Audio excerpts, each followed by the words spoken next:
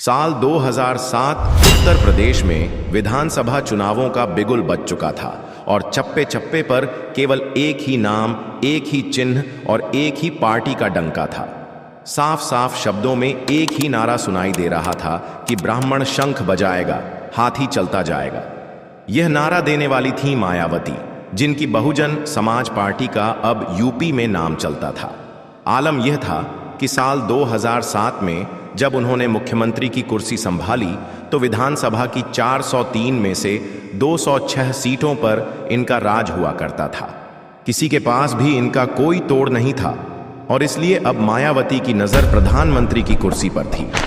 लेकिन फिर वक्त की चाल कुछ ऐसी पलटी कि केंद्र की कुर्सी पर भारतीय जनता पार्टी विराजमान हो गई और आने वाले सालों में बहुजन समाज पार्टी कहीं गायब सी हो गई।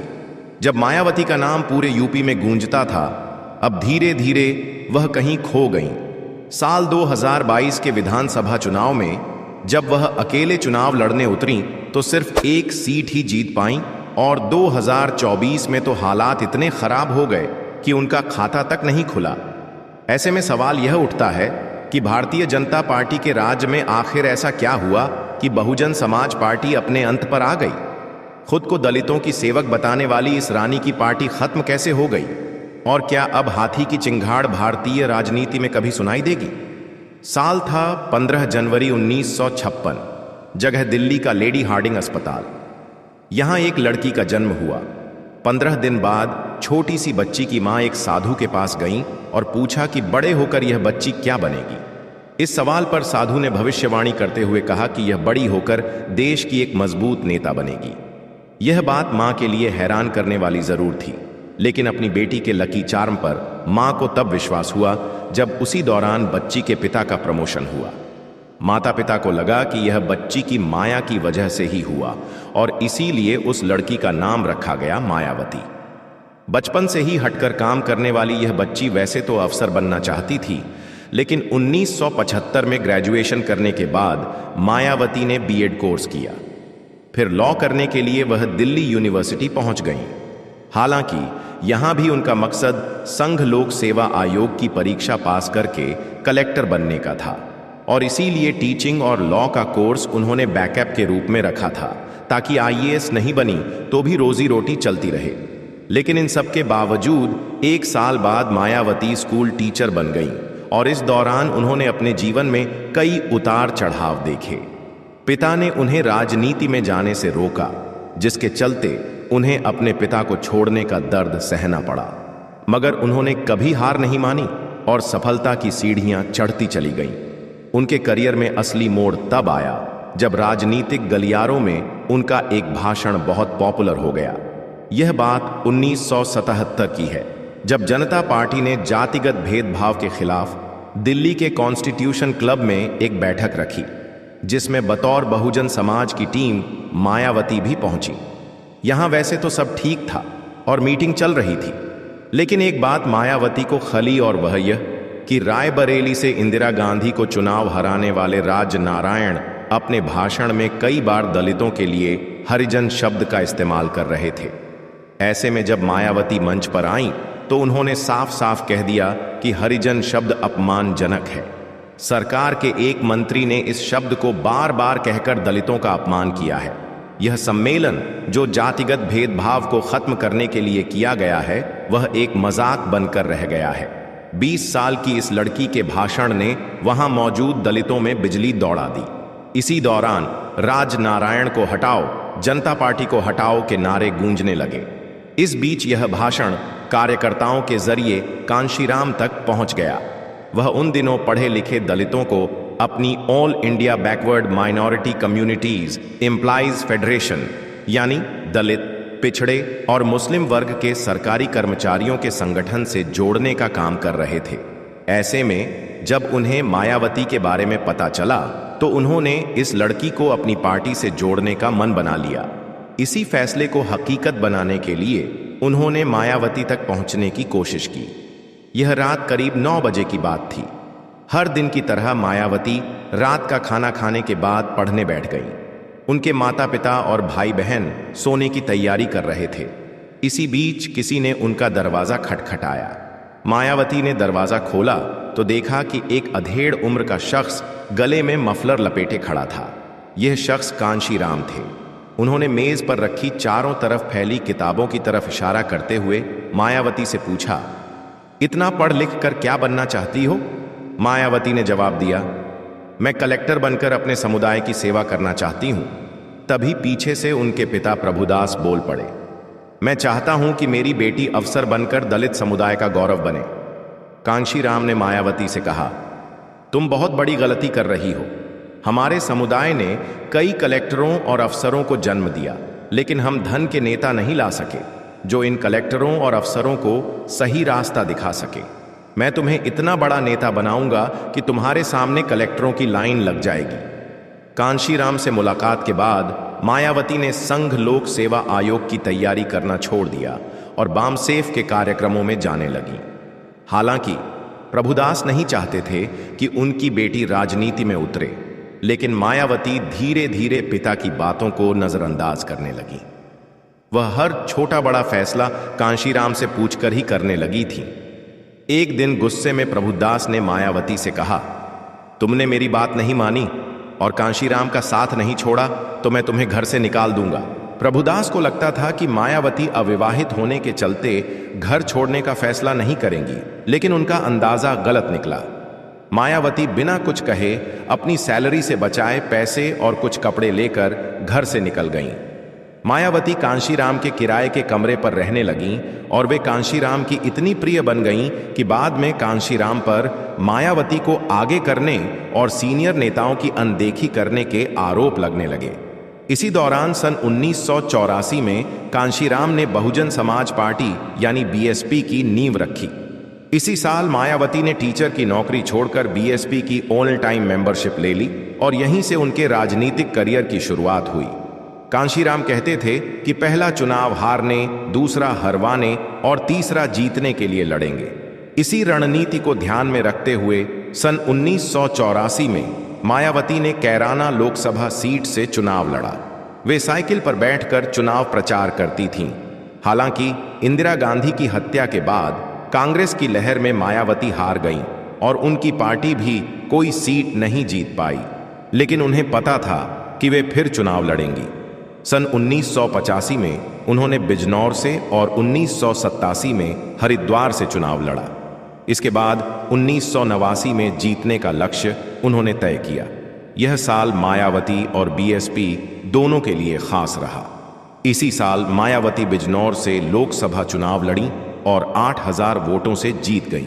13 सीटों के साथ बीएसपी राज्य में चौथे नंबर की पार्टी बन गई। इसके बाद सन 1991 में जब मुलायम सिंह को मुख्यमंत्री पद से इस्तीफा देना पड़ा तो उत्तर प्रदेश में फिर से चुनाव हुए। इस दौरान अयोध्या में गोलीकांड हो चुका था, जिसका फायदा बीजेपी को मिला। उसने 419 में से 221 सीटें जीतीं। इसी समय एक इंटरव्यू में कांशीराम ने कहा कि अगर वे मुलायम सिंह से हाथ मिला लें तो उत्तर प्रदेश से बाकी पार्टियों का सफाया हो जाएगा। हुआ भी ऐसा ही। इसके बाद मुलायम सिंह ने कांशीराम से दिल्ली में मुलाकात की और उनकी सलाह पर अक्टूबर 1992 में समाजवादी पार्टी यानी एसपी का गठन किया गया। करीब 2 महीने बाद 6 दिसंबर 1992 को बाबरी मस्जिद का ढांचा ढा दिया गया। इसके बाद केंद्र सरकार ने कल्याण सिंह की सरकार को बर्खास्त कर दिया। इस दौरान एसपी और बीएसपी ने मिलकर चुनाव लड़ा और सियासी गलियारों में नारा उछाला गया, मिले मुलायम कांशीराम, हवा में उड़ गए जय श्री राम। इस चुनाव में समाजवादी पार्टी को 109 और बीएसपी को 168 सीटें मिली। मुलायम सिंह दूसरी बार मुख्यमंत्री बने। हालांकि कुछ समय बाद ही एसपी और बीएसपी के बीच अनबन की खबरें आने लगीं। यह भी सच था कि बीएसपी अब यूपी में मजबूत हो चुकी थी। फिर 23 मई 1995 को कांशीराम अस्पताल में भर्ती थे। तभी बीजेपी नेता लालजी टंडन से उनकी फोन पर बातचीत हुई। इसके बाद उन्होंने मायावती को बुलाया और पूछा, क्या तुम मुख्यमंत्री बनोगी? मायावती को लगा कि बीमार कांशीराम मजाक कर रहे हैं, लेकिन यह सच साबित हुआ। 1 जून 1995 को मायावती ने राज्यपाल से मुलाकात की और समाजवादी पार्टी से अलग होकर बीजेपी के समर्थन से सरकार बनाने का दावा पेश कर दिया। मगर यह बात समाजवादी पार्टी के कार्यकर्ताओं को पसंद नहीं आई। 2 जून 1995 को जब मायावती लखनऊ के स्टेट गेस्ट हाउस में विधायकों के साथ बैठक कर रही थीं, तब समाजवादी पार्टी के कार्यकर्ताओं की भीड़ ने वहां हमला बोल दिया। इसी दौरान विधायक और आरएसएस से जुड़े ब्रह्मदत्त द्विवेदी मौके पर पहुंचे और सपा समर्थकों को पीछे धकेला। तब से मायावती उन्हें अपना भाई मानने लगीं और कभी उनके खिलाफ फर्रुखाबाद में उम्मीदवार नहीं उतारा, बल्कि वे उनके लिए प्रचार करने भी गईं। अब सवाल यह था कि मायावती मुख्यमंत्री कैसे बनी। दरअसल बीजेपी के समर्थन से 3 जनवरी 1995 को मायावती उत्तर प्रदेश की मुख्यमंत्री बनी। वे भारत की पहली दलित महिला मुख्यमंत्री बनी। हालांकि 5 महीने बाद ही बीजेपी और बीएसपी का गठबंधन बिखर गया और मायावती को इस्तीफा देना पड़ा, लेकिन उनकी राजनीति खत्म नहीं हुई। 1996 के विधानसभा चुनाव में किसी दल को बहुमत नहीं मिला। बीजेपी को 174, समाजवादी पार्टी को 114, बीएसपी को 168 और कांग्रेस को सिर्फ 19 सीटें मिली।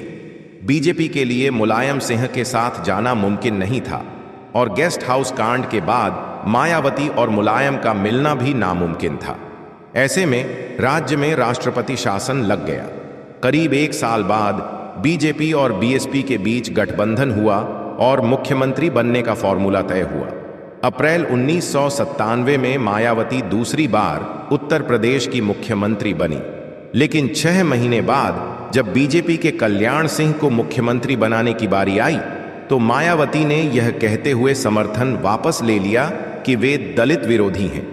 इसके बाद 2002 में भी बीजेपी के समर्थन से मायावती मुख्यमंत्री बनी। संघ ने बीजेपी को सलाह दी थी कि अगर मायावती मुख्यमंत्री बनती हैं तो दलित वोट कांग्रेस से हटकर बीएसपी की तरफ शिफ्ट हो जाएंगे। हालांकि 1 साल बाद ही बीजेपी ने समर्थन वापस ले लिया और सरकार गिर गई। साल 2007 में यूपी में फिर चुनाव हुए। मायावती समझ चुकी थीं कि सिर्फ दलितों के वोट से सरकार नहीं बनेगी, इसलिए उन्होंने कांग्रेस के पुराने सोशल इंजीनियरिंग फॉर्मूले को अपनाया, जिसमें ब्राह्मण, मुस्लिम और दलित का गठजोड़ था। इस रणनीति के तहत मायावती ने 206 सीटें जीतीं। वे अपने दम पर उत्तर प्रदेश की मुख्यमंत्री बनी। इसके बाद उनकी नज़र प्रधानमंत्री की कुर्सी पर थी। उनके समर्थक नारा लगाते थे, लखनऊ जीत लिया, अब दिल्ली की बारी है। लेकिन ऐसा नहीं हो पाया, क्योंकि कांग्रेस ने 2009 के लोकसभा चुनाव से पहले किसानों के लिए हजारों करोड़ रुपए का कर्ज माफ कर दिया। इससे कांग्रेस को फायदा हुआ और वह 206 सीटें जीतकर सबसे बड़ी पार्टी बन गई। इसका असर मायावती पर भी पड़ा। 2012 के चुनाव में उन पर भ्रष्टाचार के आरोप लगे और बीएसपी 206 से घटकर 80 सीटों पर सिमट गई। सपा ने 403 में से 224 सीटें जीतकर सरकार बनाई। इसके बाद मायावती फिर कभी यूपी की सत्ता में नहीं लौटी। केंद्र में मोदी सरकार आने के बाद उनके वोटर्स भी उनसे दूर होने लगे। 2014 के लोकसभा चुनाव में बीएसपी का खाता तक नहीं खुला। 2017 के विधानसभा चुनाव में पार्टी 19 सीटों पर सिमट गई। 2019 में समाजवादी पार्टी के साथ गठबंधन करके मायावती 10 लोकसभा सीटें जीतने में कामयाब रहीं, लेकिन उनका वोट शेयर घट गया। CSDS की रिपोर्ट के मुताबिक 2017 में जाटव समुदाय के 87% लोगों ने बीएसपी को वोट दिया था, लेकिन 2022 में यह आंकड़ा घटकर 65% रह गया। 2024 लोकसभा चुनाव में भी मायावती किसी गठबंधन में नहीं गई, लेकिन फिर भी बीएसपी का खाता नहीं खुला। अब सवाल यह है कि क्या मायावती विधानसभा चुनाव के जरिए वापसी करेंगी या राजनीति से पूरी तरह बाहर हो जाएंगी? आप इस पर क्या सोचते हैं? हमें कमेंट सेक्शन में जरूर बताएं। अगर यह वीडियो पसंद आए तो इसे अपने दोस्तों के साथ शेयर करें और चैनल को सब्सक्राइब करें। धन्यवाद।